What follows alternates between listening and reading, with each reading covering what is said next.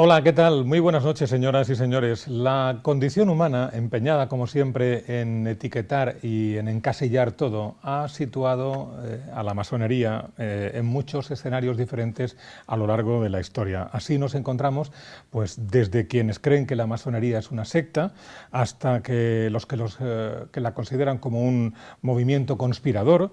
Unos la sitúan próxima a la Iglesia, otros la sitúan radicalmente enfrente. También hay disparidad de opiniones sobre la afinidad política de la masonería, mientras que unos la sitúan en cualquier espectro de la derecha o de la izquierda, así es que queda algo de eso todavía. Pero lo cierto, o al menos esa es nuestra impresión, es que no lo sabemos. No lo sabemos porque la masonería sigue siendo una institución muy desconocida aún, a pesar de que sus orígenes se remontan al siglo XIII, según unas versiones, o incluso a la época de la construcción del Templo de Salomón, según otras. Bien, pues hoy queríamos aprovechar una magnífica oportunidad que se nos ha presentado para conocer un poco más de cerca a la masonería. Esta semana ha venido a Murcia el soberano gran comendador del Consejo Supremo para España del grado 33 del REA, que son las siglas del Rito Escocés Antiguo Aceptado. Este cargo, de largo enunciado, lo podríamos resumir diciendo que es el más alto cargo de la masonería en España. Jesús Soriano, buenas noches. Buenas noches. Aún sabiendo que vamos a pecar de falta de originalidad, pero nos gustaría que nos explicara de forma asequible, que nos entendamos todos, qué es la masonería. Bueno, definir la masonería no es fácil. Hay muchísimas definiciones, en cualquier enciclopedia, en cualquier tratado masónico se puede encontrar, pero bueno, simplemente yo creo que la masonería es una filosofía de vida, que lo que pretende es al hombre bueno que llega a ella convertirle en un hombre mejor. En el caso nuestro, en el caso de la masonería filosófica, del rito escocés antiguo aceptado, al que yo represento, hay varias masonerías. Antes de llegar al rito escocés antiguo aceptado, pues está la masonería simbólica, que está constituida por los 3 grados de aprendiz y compañero y maestro, que dependen de la Gran Logia de España, del Gran Maestro de España, y a partir del grado 4 al 33 dependen del Supremo Consejo. Y a ese buen hombre que nos llega a nosotros, porque para entrar en el Supremo Consejo hay que ser maestro masón, nosotros lo que pretendemos es convertirle en un buen ciudadano. Esta es un poco la historia que nosotros pretendemos, es decir, intentar conseguir personas buenas, que sean respetuosas con la ley en el país que viven. Hay muchos autores que dicen que realmente la masonería es la ética de la democracia, y nosotros pensamos que es así. Y entonces, pues ese es un poco, evidentemente la masonería también es una orden iniciática. Nosotros progresamos en el camino masónico mediante una serie de ritos, o sea, no se puede llegar al 33 de golpe, antes hay que pasar por el 4, por el 5, por el 8, por el 9, por el 17, para poder llegar. Entonces, todas estas ceremonias tienen un rito iniciático que nosotros respetamos y que para nosotros es muy importante porque es una forma de formar, es una forma de educar. Háblenos un poco, si le parece, precisamente de eso, de la terminología y de la estructura de la masonería, porque para empezar a comprenderla un poco yo creo que es necesario que sepamos, que conozcamos el significado de una serie de términos. Ustedes hablan, lo están haciendo ahora mismo, de Consejo Supremo, de logia, de grados, de masonería filosófica, de masonería simbólica. Creo que seguramente he mezclado muchas cosas distintas, pero sería conveniente poder conocer al menos el significado básico de algunas de ellas para poder comprenderlo mucho mejor. Sí, bueno, es relativamente sencillo.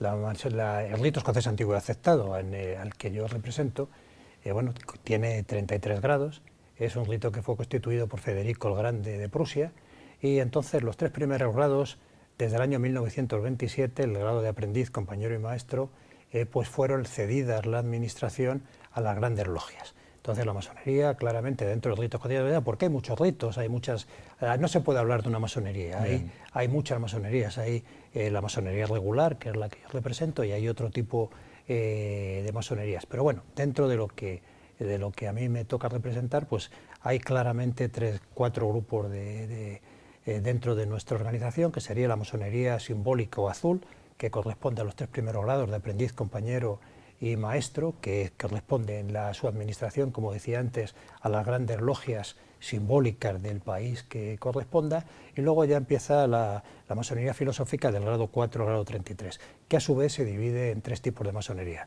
La masonería rojo capitular, que a la vez está dividida también en 2 subgrados, la masonería logia y capitular llega del grado 4 al grado 18, pero estaría en dos, del 4 al grado 14, que serían las logias sublimes capitulares de perfección, y luego los capítulos Rosa Cruz, que serían 15, 16 y 18.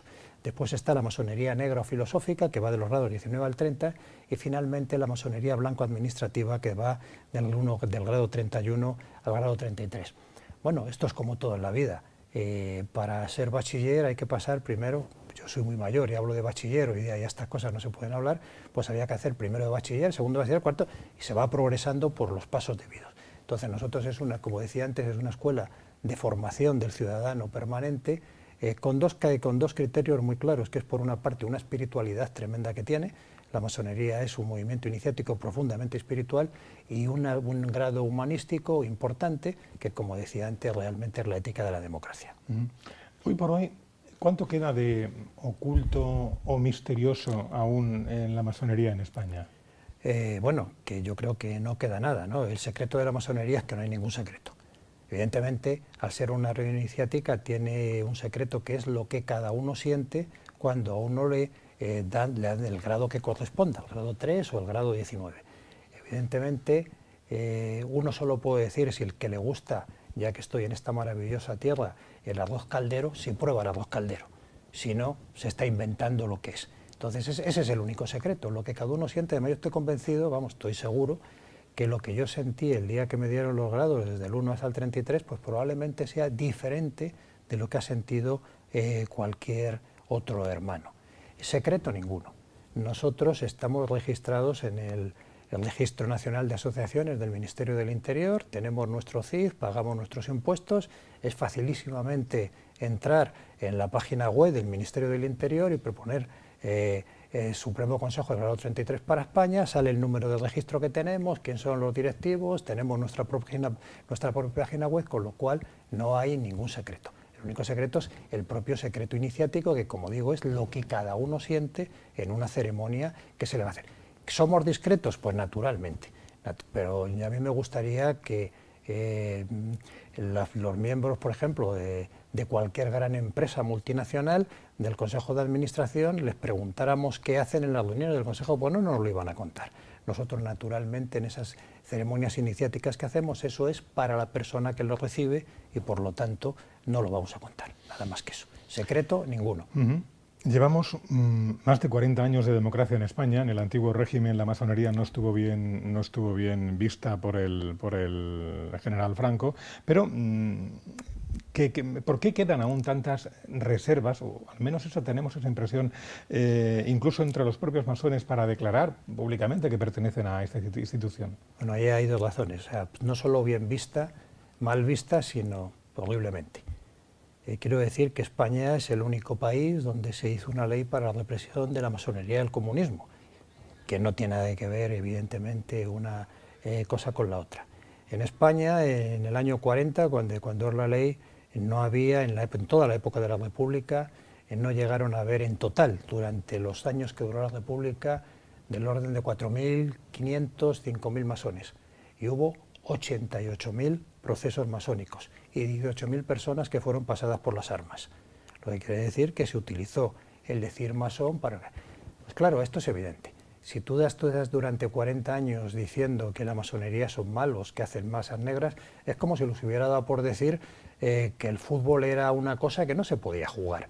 Pues probablemente ahora mismo en España no tendría la liga maravillosa que tiene de fútbol, porque 40 años diciendo aquello que se decía de calumnia, que algo queda, es natural.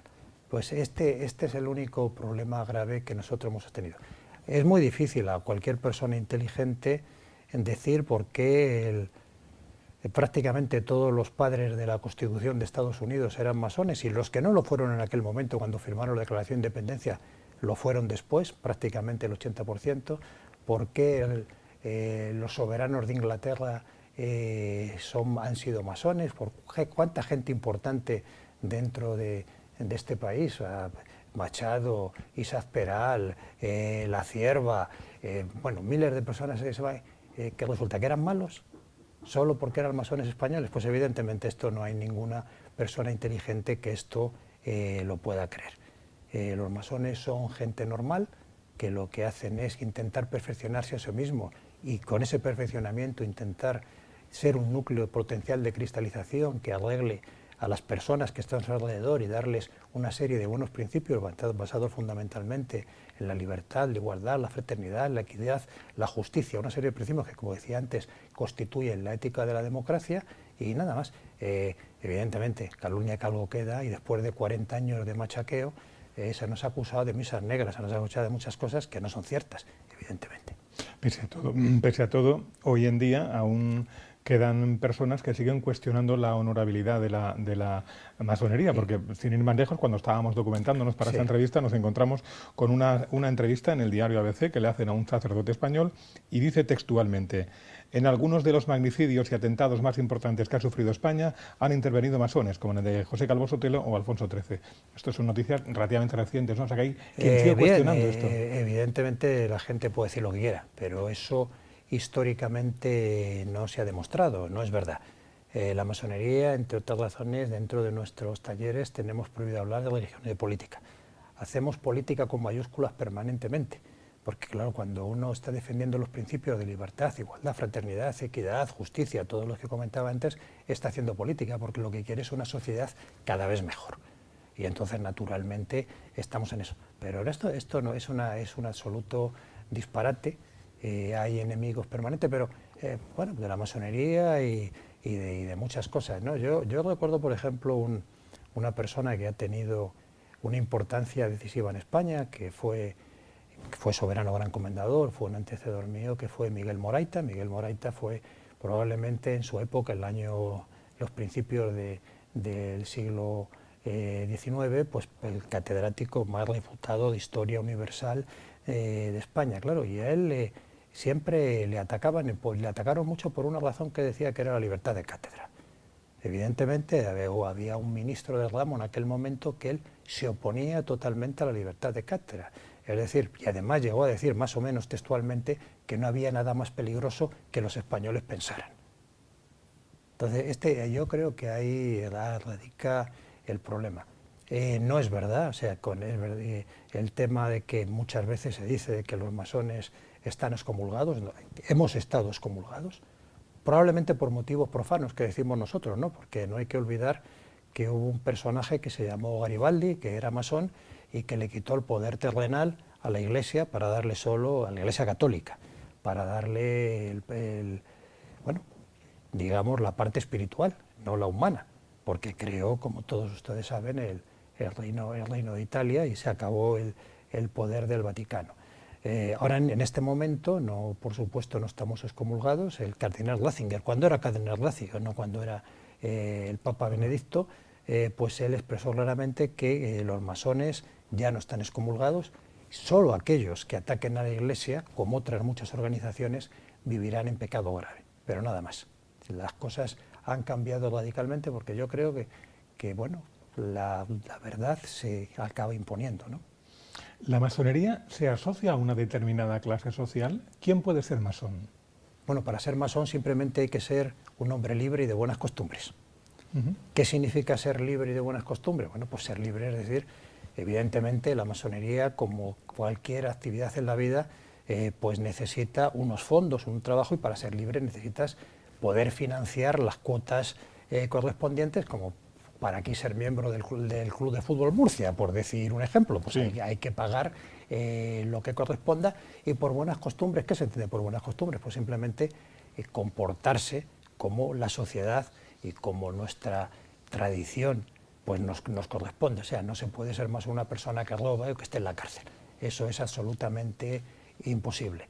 No hay ningún problema más. Hay que ser masón libre de buenas costumbres y luego pues entrar es relativamente fácil. Quiero decir, cuando yo entré en la masonería hace ya muchos años no era tan fácil, nada más que se legalizó la masonería en España, había que buscar las páginas amarillas que existían de las guías. Hoy día tú entras en internet, alguien se pondrá en contacto contigo, hablará contigo y te explicará lo que es la masonería. Y si tú estás de acuerdo en entrar y las personas con las que entran piensan que va a ser bueno para ti, porque claro, la masonería es un camino de perfección humana, pero hay muchos caminos, y a lo mejor precisamente la masonería para determinada persona pues no sería lo ideal. Se le dice, a esta persona ingresa, tiene que pagar unas cuotas, y el día que se quiere ir, lo único que tiene que decir es adiós, queridos hermanos, que es como nos llamamos entre nosotros, no me encuentro a gusto, por la razón que sea, o me tengo que ir, adiós, buenas tardes, y te vas por la puerta grande como un caballero, no tiene mayor problema. Se dice de la masonería que influye decisivamente en los foros mundiales más importantes. Por ejemplo, el famoso club Bilderberg, que reúne a las personas más influyentes del mundo. ¿Eso es así? No. Evidentemente, nosotros, masones, lo hay de toda gente que está en ese foro, pero también trapecistas, taxistas, agricultores y gente de todo el mundo. La masonería, como tal organización, no existe. Lo que sí es verdad que hay masones, personas que piensan que con la filosofía que se da dentro de la masonería, y estas personas sí tienen determinados en algunos aspectos influencia. Solo hay que pensar en la cantidad de presidentes de Estados Unidos que han sido masones. Entonces, evidentemente, y en España. O sea, hablando otra vez de Moraíta, como hablabas antes, Moraíta es cuando la Primera República, el que introduce por primera vez en España dos cosas absolutamente fundamentales y olvidadas, que son la ley del jurado y el derecho de habeas corpus. Él lo introduce, que era miembro dentro del Partido Posibilista, es decir, la que luego fue el Partido Liberal de Castelar, y él defendió que era aquello, y aquello se consiguió. Era importante que la justicia que emana del pueblo fuera hecha por el pueblo. Y estas cosas se olvidan, pero es así, es la realidad histórica que está en cualquier hemeroteca, en la Biblioteca Nacional, en el Archivo de Salamanca, en cualquier sitio donde se puede comprobar todo este tipo de cosas. Esta mañana, hablando de esta entrevista con un compañero de producción de aquí de Televisión Murciana, me preguntaba, ¿pero qué hacen los masones? Yo le contestaba, digo, bueno, pues no sé, pues unos serán ingenieros, otros arquitectos, no lo sé. Dice, no, me refiero en su calidad de masones. Digo, pues no lo sé, esta tarde se lo pregunto al señor Soriano. Pues nosotros, en nuestra calidad de masones, lo único que hacemos es simplemente asimilar las enseñanzas que se nos dan, pero con una cosa que creo que es muy importante. Nosotros tenemos una verdad no escrita, pero que es fundamental, y permíteme un poco la broma, pero es así. Cualquier masón prefiere ser pastor de sí mismo que borrego de nadie. Entonces yo creo que es muy importante, es algo muy importante. Y entonces nosotros, evidentemente, si tú estás en la sociedad y te enseñan a utilizar el cuchillo de pescado, pues es mejor que sepas utilizarle, que no sepas utilizarle, o que sepas cómo ayudar. Entonces, naturalmente, todo lo que a nosotros se nos informa lo irradiamos a nuestro entorno inmediato.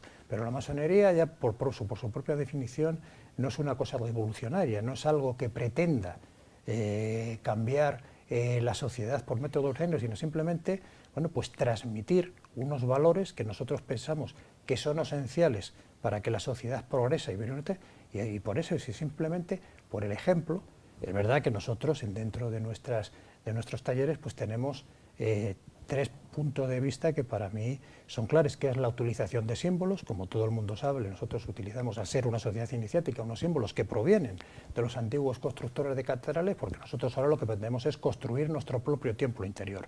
Si nosotros somos capaces de ser mejores, evidentemente a nuestras esposas, a nuestros hijos, a nuestros amigos, pues transmitiremos algo mejor que si somos unos canallas.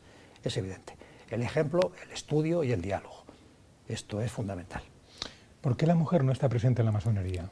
Bueno, vamos a ver, la mujer no está presente en la masonería que yo represento, en la masonería regular. Hay otras masonerías que sí tienen mujeres, y de hecho hay en España una gran logia femenina que no quieren tener hombres. Como digo, como se dice, este es un camino iniciático, y entonces cada uno debe estar en el sitio donde se encuentre más a gusto. El origen histórico de por qué no hay mujer en la masonería es que, como decía antes, para ser masón hay que ser libre, y la mujer, desgraciadamente, en el siglo XVIII no era libre, dependía de su marido, no tenía derecho de sufragio, y entonces, bueno, pues hay una masonería que ha decidido que para su propio perfeccionamiento personal prefiere estar solo hombres. Hay una masonería mixta, en la que hay hombres y mujeres, y hay una masonería femenina en la que no quieren hombres. Bueno, yo le voy a poner un ejemplo de mi vida profesional. Yo durante muchos años fui secretario de la Sociedad Española de Mineralogía, que probablemente es una de las sociedades mineralógicas más reputadas del mundo. Y la presidenta, era la doctora Fonebla, que era catedrático de mineralogía de Granada. Bueno, yo he hecho muchas cosas con ellas, pero hubo una cosa que nunca conseguí hacer, que era ser miembro de la Asociación de Científicas Españolas y del lobby europeo de mujeres científicas. Y no lo era porque era hombre. Yo nunca tuve ningún problema con Puri, ni Puri lo tuvo conmigo, y no pasa absolutamente nada. Aquí de lo que se trata es de construir nuestra propia pérdida interior, nuestra propia estatua interior que decía el premio Nobel y masón François Jacot. Entonces uno está donde se encuentra a gusto. Si hay mujeres que se encuentran más a gusto con hombres, bienvenido tienen. Por eso decía al principio que no hay una masonería, que hay varias masonerías. Está muy bien ahí. Que hay mujeres que ellas piensan que por su camino iniciático es mejor tenerlo sin hombre, tienen la posibilidad. Que hay hombres que piensan, verdaderamente los masones les vendemos la libertad, y entonces cada uno tiene que tener libertad de estar en el sitio aquel donde él se encuentra a gusto para realizarse a sí mismo. Por lo que decíamos al principio del programa sobre la tendencia que tenemos a encasillar todo y a etiquetar todo, con respecto a la iglesia predominante en España, la católica, ¿cuál es la relación de la masonería actualmente? Bueno, la relación con la Iglesia Católica en este momento es cordial. Quiero decir, como comentaba antes, el cardenal Ratzinger hizo este acuerdo de que solo aquel masón que atacaba a la Iglesia estaba en pecado mortal. Supongo que habrá radicales que dirán que esto que estoy diciendo no es verdad, pero eso solo hay que mirar el Código de Derecho Canónico y ver lo que pone. Es así de fácil y de sencillo. Y bueno, nosotros los masones admitimos, para ser masón regular, que es lo que yo represento, es obligatorio creer en un ser supremo y en la trascendencia de alma. Es decir, la masonería regular es una masonería teísta. No deísta, teísta, porque cree en la verdad relevada. Entonces, el que se encuentra a gusto aquí, está aquí. Evidentemente, ¿cuál es el problema? Que nosotros admitimos personas de cualquier religión.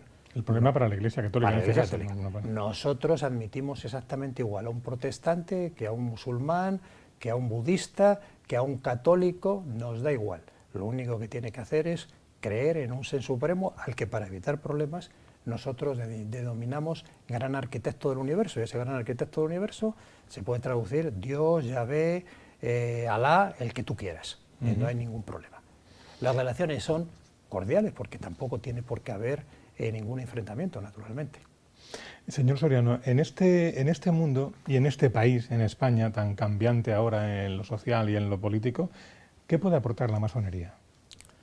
Pues yo creo que la masonería puede aportar una serie de valores éticos que constantemente no lo ves. A mí me preocupa, me produce un sonrojo tremendo cuando se habla que el tema de los refugiados consiste en que yo te pago tanto para tener tantos. Yo comprendo que hay un problema de terrorismo, yo creo que las cosas hay que hacerlas, pero son personas, son seres humanos, y no se les puede tratar absolutamente como ganado. Un ejemplo, a mí me puede preocupar mucho que uno de los objetivos de la mayoría de los gobiernos es que la gente cada vez tenga menos educación. A mí me sorprende cuando muchas veces se dicen que tenemos la generación mejor preparada. Yo tengo mis dudas. El saber inglés y el saber manejar un ordenador no significa que sea muy preparada. Cuando a uno le preguntas, por decir un ejemplo, cuáles son los ríos de Murcia y son incapaces de contestártelo. Y no porque las personas no sean inteligentes, sino porque alguien se ha ocupado que en la Comunidad de Madrid, de la que yo provengo, solo se estudien los ríos de la Comunidad de Madrid y no los ríos de Murcia.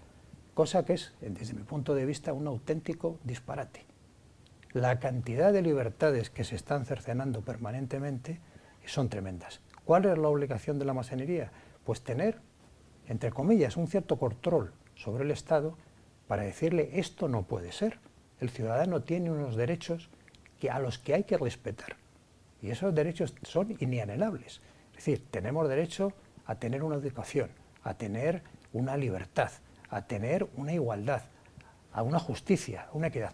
Hablando de justicia, con todos los respetos, una justicia que es tan lenta como es la que tenemos en este país deja de ser justa.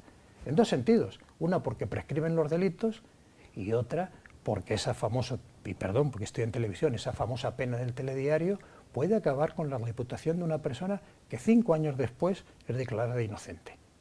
Eso es un disparate. Y eso es a lo que nosotros tenemos permanentemente que contribuir a que no suceda. Y una última pregunta, háganos, aunque sea de forma breve, una proyección de la masonería en Murcia. ¿Es un movimiento dinámico, numeroso? Sí, por supuesto, bueno, la masonería en Murcia funciona muy bien, tanto desde el punto de vista, y yo lo digo porque soy el segundo. Yo, para que entren en el Supremo Consejo, antes han tenido que entrar en la Gran Logia, han tenido que ser de masón. La masonería de Murcia es una masonería muy dinámica. Tenemos dentro del Supremo Consejo, que es de lo que a mí me corresponde hablar, suficientes cuerpos, y yo creo que con un futuro tremendo. Es verdad, por ejemplo, en Cartagena hemos recuperado un cuerpo histórico que era el soberano capítulo de los Cruz, Aurora. Aurora es uno de los supremos de los capítulos de la Cruz más antiguo de la historia de la masonería española. Y se ha recuperado, están trabajando perfectamente bien todos los hermanos. Este año pasado se organizó aquí un convento. Un convento es una reunión que tenemos nosotros para hablar. Nosotros cada año hablamos de un tema. El año pasado se habló fundamentalmente de la espiritualidad. Ahora sacaremos el mes que viene un libro sobre todo lo que se ha tratado en todos los conventos que ha habido en España, hablando de espiritualidad, y este año estamos trabajando sobre el tema de educación. Después del verano en Murcia celebraremos en nuestro convento regional para tratar de estos temas, y entonces nosotros al final lo que pretendemos es qué es lo que pensamos en los masones, cómo debe ser la educación, cómo debe ser la escuela, cómo hay muchos problemas que están ahí, y lo curioso es que al final estos libros que se ponen a la venta la gente los compra, ¿no? Bueno, le íbamos a desear una feliz estancia en Murcia. De hecho se la deseamos, pero resulta que usted no es un visitante al uso de Murcia, sino que, por lo que nos ha contado antes de comenzar la entrevista, es casi su segunda residencia, la región de Murcia. Pues sí. Así que seguro que se encuentra bien, si no, no sería casi su segunda residencia. Yo realmente creo que Murcia para mí es mi casa. Llevo muchísimos años, casi 40 años, pasando todos los veranos de mi vida en Calabardina, en Águilas, y bueno, y tengo muy buenos amigos. He sido profesor visitante, digo he sido porque ya me he jubilado, de la Universidad Politécnica de Cartagena, y he colaborado permanentemente en las aulas del mar, que desde su origen que daba la Universidad de Murcia, y he tenido muchas relaciones profesionales con mis compañeros geólogos de la Universidad de Murcia. Para mí es exactamente mi casa y me encuentro muy a gusto, y que conste que esto es una cosa curiosa, que soy de los pocos madrileños que lo son de quinta generación por padre y madre, cosa que es un espécimen bastante extraño, pero yo aquí, no solo yo, sino toda mi familia, mi mujer, mi hija, tenemos un amor profundo a esta tierra, que es una tierra hospitalaria y en la que hubo grandes masones, desde Antonete Gálvez a Isaac Peral, a Juan de la Cierva, y aquí se han hecho muchísimas cosas para el bien, ¿no? Porque al final lo que los masones pretendemos es el bien de la sociedad, y en Murcia se ha hecho mucho por el bien de la sociedad, no solo murciana sino española. Ha habido grandes masones que han hecho muchas cosas muy importantes. Ha sido profesor, entiendo, por su formación de la Escuela de Minas, que le decíamos en Cartagena, supongo. Bueno, sí, he colaborado en cursos de posgrado con la Politécnica, sí, efectivamente. Ajá, muy bien. Don Jesús Soriano, soberano gran comendador del Supremo Consejo de Grado 33 en REA, gracias por darnos un poco más de luz sobre este mundo que todavía sigue siendo un poco desconocido para la gran mayoría, que es el de la masonería. Muy amable, gracias por acompañarnos y hasta una próxima ocasión. Muchísimas gracias a ustedes, buenas noches. A ustedes también les agradecemos que nos hayan acompañado y nos encontramos, si lo desean, el próximo día aquí en Televisión Murciana. Buenas noches.